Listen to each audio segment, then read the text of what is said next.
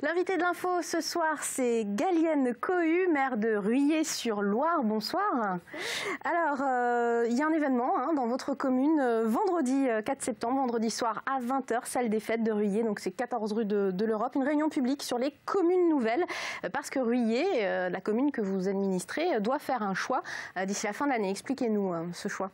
Oui, écoutez, c'est un petit peu, voilà, c'est pas que la commune nouvelle, mais c'est aussi l'explication un petit peu de toute la réforme territoriale qui est sortie. Au départ, c'était effectivement une réunion sur la commune nouvelle, puisque c'est quelque chose qui a été voté en intercommunalité, d'une courte majorité, il faut être honnête. Et après, évidemment, à charge à chaque commune d'organiser un débat ou une réunion publique, ou de ne pas en organiser d'ailleurs, d'information et d'échanges avec le public.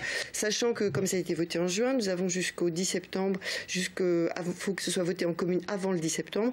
Donc nous avons choisi, comme c'était le mois de juin, c'était compliqué les vacances, nous avons choisi la période de rentrée, pas toujours très facile non plus, mais nous avions choisi cette date-là pour en discuter, pour en débattre et pour faire cette réunion d'information et d'échange. Informer le public, parce que les gens ne savent pas, ne connaissent pas cette nouvelle loi de territorialité finalement. Et alors surtout, c'est invité dans le débat, et c'est le gros sujet finalement de là, c'est la loi NOTRe qui est sortie le 16 juillet. Donc quelque part, on ne regrette pas de l'avoir fait à la rentrée, on l'aurait fait au mois de juin, on n'aurait pas eu la loi qui était sortie, la loi NOTRe elle était en discussion. Orientation territoriale, c'est-à-dire que l'idée c'est quoi? Alors c'est la loi NOTRe, elle parle des régions, elle parle de tout ça, mais pour ce qui est nous, petites communes, le gros impact est la fusion des communautés de communes. Nous n'aurons plus le droit d'avoir une communauté de communes inférieure à 15 000 habitants. Il y a quelques restrictions avec des problèmes de densité, de choses comme ça, même si on tombe à 13 000, nous sommes une communauté de communes aux environs de 7 000 habitants, donc de toute façon nous tombons sous le couperet de la loi, si je puis dire. Je rappelle que vous êtes la communauté de communes du Val-de-Loire. Communauté de communes du Val-de-Loire, et du coup on est obligé de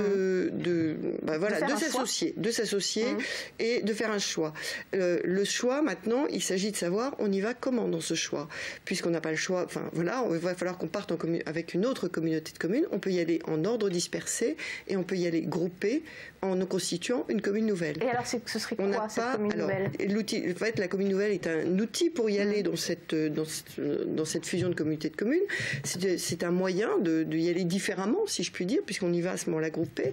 Et ça veut dire qu'à ce moment-là, c'est quelque chose qui date de la loi de 2010, etc., mais qui a été assoupli en 2015 et qui permet éventuellement une communauté de communes, ou même plus petit, des communes entre elles, mais en l'occurrence, nous, il s'agissait d'une communauté de communes, de se grouper en une seule commune.